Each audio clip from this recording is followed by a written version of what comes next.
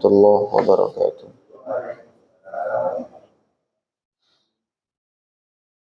Nahmaduhu wa nusalli wa nusallimu ala rasulihil karim amma ba'du. Alhamdulillah jemaah salat subuh yang dimuliakan Allah, kita lanjut ngaji kitab Sunnah wal Bid'ah. Ila hadratin Nabi Mustafa Muhammad sallallahu alaihi wasallam wa zawjihi wa dzurriyyatihi.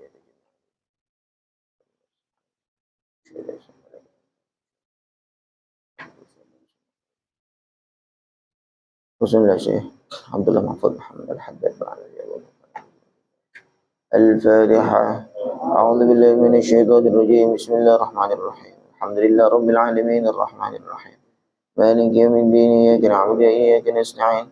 Ihdinas siratal mustaqim. Siratal ladzina an'amta 'alaihim ghairil maghdubi 'alaihim waladdallin.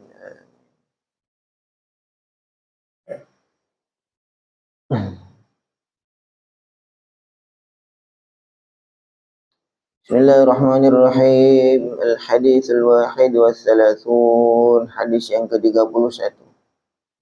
Fi sahih Muslim, dalam kitab sahih Muslim, an Anas dari Sayyidina Anas aidan juga.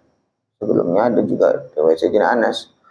Anas bercerita, kana Rasulullah sallallahu alaihi wasallam, adalah Nabi, idza shallal ghadata, ketika apabila beliau salat subuh, jaa, datang khuddamul Madinati, para khadim-khadim Madinah,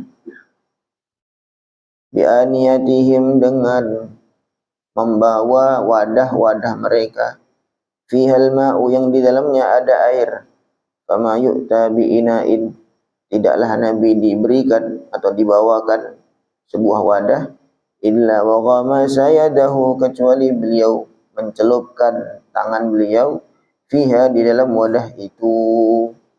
Farubbama ja'u, sering juga mereka datang, fil ghadatil baridati, pada pagi yang dingin, fayaghmisu yadahu fiha, maka Nabi juga mencelupkan tangan beliau ke dalamnya. Ini masih dalam pembahasan yang sama tentang tabarruk, ambil barokah dari baginda Nabi sallallahu alaihi wasallam.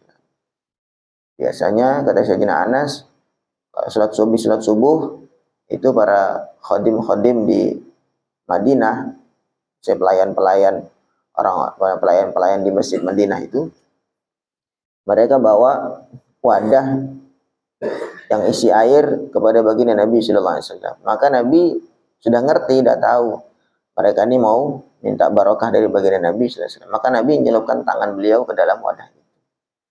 Bahkan terkadang di pagi yang musim dingin, ketika musim dingin maka air sangat dingin, maka beliau pun juga tetap mencelupkan tangan beliau ke dalam wadah itu. Allahu Akbar. Al-hadits tsani wa thalathun. Hadis yang ke-32. Fi sahih Muslim, an Anasin, dari Sayyidina Anas dalam kitab Sahih Muslim, Anas berkata, laqad ra'aitu Rasulullah sallallahu alaihi wasallam, sungguh aku telah melihat Nabi sallallahu alaihi wasallam, wal halaq, sedangkan tukang cukur, yahliquhu, sedang mencukur beliau, wa tafa bihi ashabuhu, dan para sahabat berkeliling mengelilingi Nabi. Fama yuriduna, maka mereka tidak ingin, antaqa'a sya'ratun, untuk satu rambut pun jatuh, illa fi yadi rajulin minhum, kecuali di tangan salah seorang dari mereka. Kata Sayyidina Anas, saya pernah melihat Nabi sedang cukur, sedangkan para sahabat itu mengelilingi Nabi, maka mereka tidak ingin ada satu rambut pun yang jatuh kecuali di tangan-tangan mereka. Maksudnya mereka selalu menadahi rambut itu, kemudian mereka ambil sebagai barokah dari jasad baginda Nabi sallallahu alaihi wasallam. Kalau memang ini keliru, tentu Nabi akan melarang, karena langsung Nabi disaksikan oleh Nabi sallallahu alaihi wasallam di hadapan beliau. Berarti maknanya ini sunnahnya Nabi adalah membolehkan hal ini. Al-hadits tsalits wa tsalasun, hadis yang ke-33. an Yazid bin al-Aswad, dari Yazid ibn al-Aswad, fi hadithi hajjatil wada, pada hadis tentang haji wada. Qal, Yazid bercerita, falamma shalla subha, ketika salat subuh, inharafa jalisan, Nabi berputar dalam kondisi duduk. Fastaqbalan nasa, kemudian beliau menghadap kepada manusia biwajhihi, dengan wajah beliau. Ya, habis salat salam, Nabi dari menghadap kiblat itu kemudian menghadap ke jamaah. Wa dzakara, kemudian Nabi wa dzakara, dan Yazid bercerita, qissatar rajulaini alladaini lam yusalliya, kisah dua orang sahabat yang belum sholat. Maksudnya nanti pembahasan lain. Qal, kemudian melanjutkan, wa nahadun nasu, kemudian bergerak an-nasu, manusia, ila Rasulillah sallallahu alaihi wasallam, kepada Nabi. Wa nahadtu mahahum, dan aku, kata Yazid, aku pun juga bangkit bersama orang-orang jamaah salat itu. Wa ana yauma idzin, dan aku pada hari itu, asyabbur rijal, yang paling muda, wa ajladuhum, dan paling kuat di antara para mereka itu pada tua-tua, saya paling muda dan rasanya saya paling kuat. Qala, Yazid berkata, fama ziltu, maka tidak henti-hentinya, azhumun nas, aku berdesakan di antara manusia, di antara jamaah-jamaah itu, hatta wasaltu, sehingga aku sampai ila Rasulillah sallallahu alaihi wasallam, sampai kepada Nabi. Fa akhadtu biyadihi, maka aku mengambil tangan beliau. Fa wada'tuha, kemudian aku meletakkan tangan itu, imma ala wajhi, terkadang ke wajahku, au sadri, dan juga atau ke dadaku, karena aku letakkan ke wajah, tempelkan ke wajahku ataupun ke dadaku. Jadi pada berebut salaman. Jadi habis sholat subuh, kemudian Nabi tidak lama menghadap ke jamaah. Setelah itu, selang beberapa saat kemudian para jamaah-jamaah itu bangkit menuju kepada Rasulullah SAW untuk bersalaman. Aku juga ikut, kata Yazid. Aku juga ikut berdesakan bersama jamaah-jamaah itu. Dan aku waktu itu masih muda dan masih kuat. Kemudian aku dapatlah tangannya Nabi SAW. Setelah dapat, aku tempelkan ke wajah, aku tempelkan ke dada aku. Allahu Akbar. Qal, Yazid berkata, fama wajadtu syai'an, tidaklah aku jumpai sesuatu, atyaba, yang lebih wangi, wala abrada, dan lebih sejuk, min yadi Rasulullah sallallahu alaihi wasallam, daripada tangan Rasulullah sallallahu alaihi wasallam. Tidak pernah aku temui sesuatu yang lebih lembut dan lebih sejuk ketika disentuh melebihi tangan Rasulullah sallallahu alaihi wasallam. Wa qal, dan Yazid juga bercerita, wa huwa yauma idzin, wa huwa, Nabi waktu itu, pada hari itu, di Masjidil Khaif, di Masjid Khaif. Ini ada di daerah Mina, Masjid Khaif. Walanal ma'la wa khaifu minan. Ada Masjid Khaif di daerah Mina. Wa fi riwayatin, dalam riwayat yang lain, tsumma saron nasu, kemudian manusia segera bangkit atau menuju, ya'khuduna biyadihi, mereka mengambil tangan Nabi, wa yamsahuna biha wujuhahum, dan mereka mengusap wajah mereka dengan tangan Nabi. Rawahu Ahmad, diriwayatkan oleh Imam Ahmad, kama fil Muntaqa, qala fi Majma'iz Zawaid, wa rawahu Tabarani bi atwala minhu wa sanadhu hasan. Ini juga masih sama. Ceritanya Yazid habis sholat subuh, kemudian para manusia atau jamaah-jamaah itu, para sahabat itu segera menuju kepada baginda Nabi SAW bersalaman. Kemudian Yazid juga ikutan bersalaman. Bahkan tidak hanya itu saja, diusapkan di tangan Nabi itu ke wajah beliau, ke wajahnya Yazid, dan juga ke dadanya. Ya, sebagian jamaah-jamaah juga sama. Mereka yamsahuna biha wujuhahum, mereka mengusapkan tangan Nabi itu ke wajah-wajah mereka. Al-hadithur rabi' wa thalathun, hadis yang ke-34. Wa an Juhaifah, dari Juhaifah mithluhu, seperti hadis yang sebelumnya tadi itu. Illa annahu qala, kecuali Juhaifah ini cerita bil Batha, Nabi ketika itu di daerah Batha. Shallat dhuhra awil asra, Nabi sedang sholat duhur atau asar. Tadi yang riwayatnya Yazid, sholatnya apa? Subuh. Kalau di sini dari riwayat sahabat Juhaifah, Nabi sedang sholat duhur atau sholat asar. Wa qal akhrajahu Ahmad wal Bukhari mukhtasaran mutawwalan fi mawadi'a min kitabih. Ini juga diriwayatkan oleh Imam Ahmad dan juga Imam Bukhari. Hadis tentang hadis riwayat sahabat Juhaifah ini.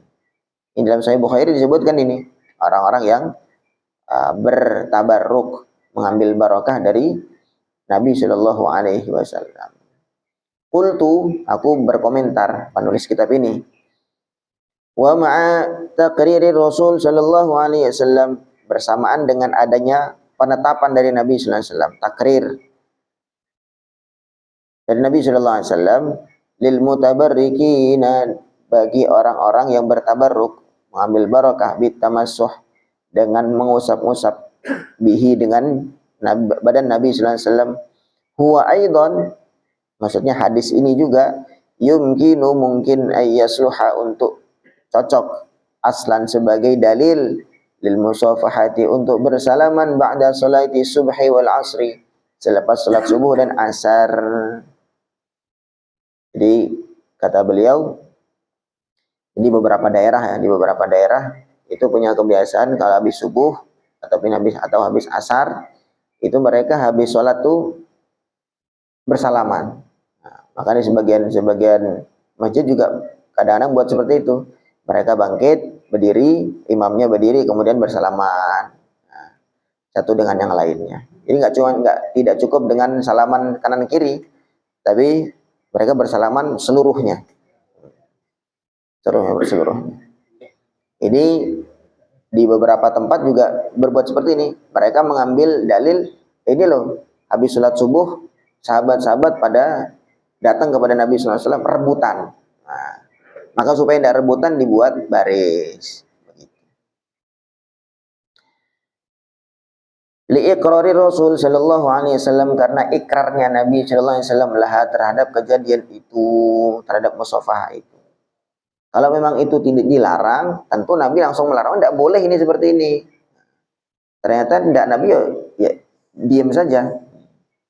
Ba'da salati subhi, setelah salat subuh, fil haditsil awal, di hadis yang riwayatnya Yazid tadi, salat subuh. An Yazid, dari riwayatnya Yazid ibn al-Aswad. Wa ba'dal asri, dan selepas asar, fi hadits Juhaifah, menurut riwayatnya sahabat Juhaifah tadi itu. Jadi ada riwayatnya salat maghrib, salat subuh ada, dan selepas asar atau zuhur ada.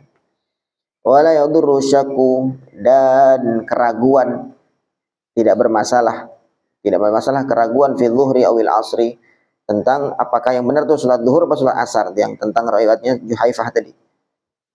Li'andal ghaliba, karena pada umumnya fis safari, ketika di dalam safar, wal haji, dan dalam haji, wal jam'u, adalah menjamak salat bainahuma, antara zuhur dan asar, min fi'lihi sallallahu alaihi wasallam, dari yang biasa dikerjakan oleh Nabi sallallahu alaihi wasallam.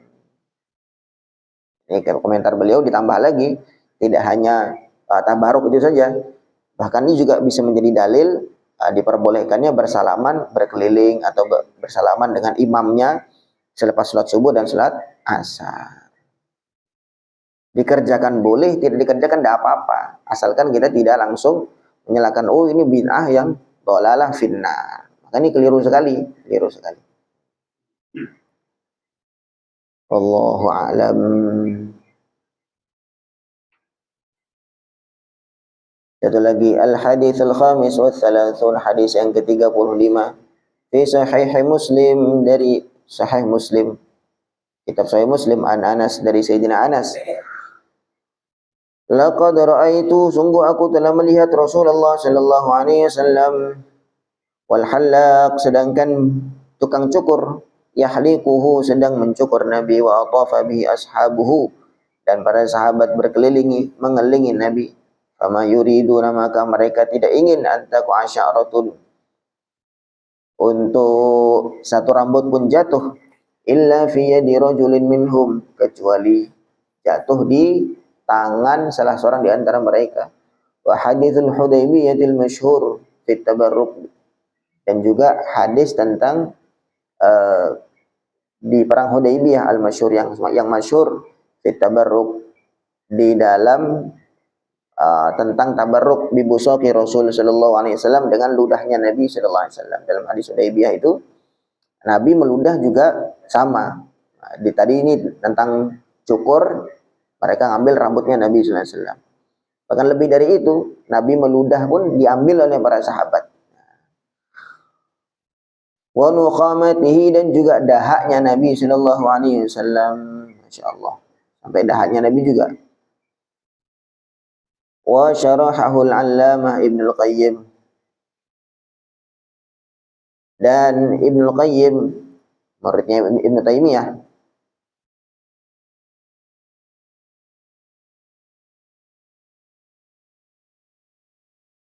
mensyarahi atau menjelaskan hadis tentang ini. Ini sahabat ada yang bertabarruk dengan ludahnya Nabi, ada yang bertabarruk dengan dahaknya Nabi sallallahu alaihi wasallam. Kemudian Ibnu Qayyim, muridnya Ibnu Taimiyah ini, karena tahu hadis ini juga hadis sahih dalam riwayat Muslim, maka dia nggak komentar tentang diperbolehkannya tabarruk. Gitu. Tetapi beliau fil hadi dalam kitab Al-Hadyu, fama akhadha minhu maka Ibnu Qayyim tidak mengambil minhu dari hadis itu illa taharatul busaq kecuali mengatakan hadis ini menunjukkan bahwa ludah itu suci. Walam yusyir ila tabarruk dan beliau tidak menyinggung tentang tabarruk bi kalimatin dengan satu kalimah pun. Ya masa para sahabat tuh cuman mau ngambil dahaknya Nabi saja untuk membuktikan bahwa dahak ataupun ludah itu suci. Kan tidak seperti itu. Tentu yang dimaksud oleh para sahabat karena mereka sampai berebut itu adalah mengambil barokah dari baginda Nabi sallallahu alaihi wasallam. Wal hadits sedangkan hadis ini fi sahihaini dalam sahih Muslim dan Bukhari. Wa fihi dan juga dalam hadis itu disebutkan lafadznya ma taqaunu khamatun tidaklah jatuh dahak Nabi sallallahu alaihi wasallam ala jasadi ahadin minhum ke jasadnya salah seorang dari mereka illa dalaka biha jasadahu kecuali mereka akan menggosok dahak Nabi itu menggosok dahak Nabi itu di jasad mereka, di badan-badan mereka. Jadi maksudnya kalau memang menghukumi dahak itu suci atau ludah itu suci, maka sebenarnya tidak perlu sampai digosok. Tetapi para sahabat itu menunjukkan bahwa mereka sampai menggosok badan mereka dengan ludah ataupun dahak baginda Nabi sallallahu alaihi wasallam. Ini menunjukkan memang mereka mau mengambil lebih dari itu, tidak hanya sucinya dari Nabi sallallahu alaihi wasallam tetapi barokah dari baginda Nabi sallallahu alaihi wasallam. Ini masih pembahasan yang mirip yang sama dengan pertemuan yang sebelumnya yaitu tentang tabarruk mengambil barokah dari baginda Nabi sallallahu alaihi wasallam. Mudah-mudahan bisa kita pahami. Maksudnya kita memandang luas. Nah, tidak semua apa-apa yang baru yang kita temui dan tidak dibuat oleh baginda Nabi sallallahu alaihi wasallam itu langsung serta merta bid'ah dhalalah finnar. Bahkan maksudnya di sini yang kita ambil adalah gimana sikap Nabi itu dalam hal-hal yang baru yang Nabi nggak kerjakan sendiri. Tiba-tiba sahabat bikin begini, kemudian Nabi menyaksikan. Bagaimana sikap Nabi? Oh ternyata Nabi banyak menerima. Di sini masih hadis-hadis tentang, di sini masih sampai 70-an hadis bagaimana Nabi sallallahu alaihi wasallam menyikapi hal-hal yang baru yang Nabi sendiri nggak mengerjakan. Sahabat mengerjakan di hadapan Nabi, kemudian Nabi ikrar. Nabi mengiyakan amalan tersebut. Nah, kemudian tentu para ulama meneliti kenapa kok Nabi itu ngelihat itu kenapa. Maksudnya apa yang Nabi terima, yaitu amalan-amalan yang masih sesuai dengan syariat, yang masih dalam koridor syariat. Kemudian tentu nanti akan ada pembahasan amal-amal yang Nabi tolak. Jadi nggak semuanya diterima oleh Nabi, tetapi ada juga yang ditolak. Maka para ulama-ulama meneliti mana yang ditolak, mana yang diterima, mana yang ditolak menerima. Oh, ternyata yang ditolak adalah yang bertentangan dengan syariat. Wallahu a'lam. Semoga bisa difahami. Subhanallah bihamdihi, subhanakallahumma bihamdika, asyhadu an la ilaha illa anta, astaghfiruka wa atubu ilaik. Assalamualaikum warahmatullahi wabarakatuh.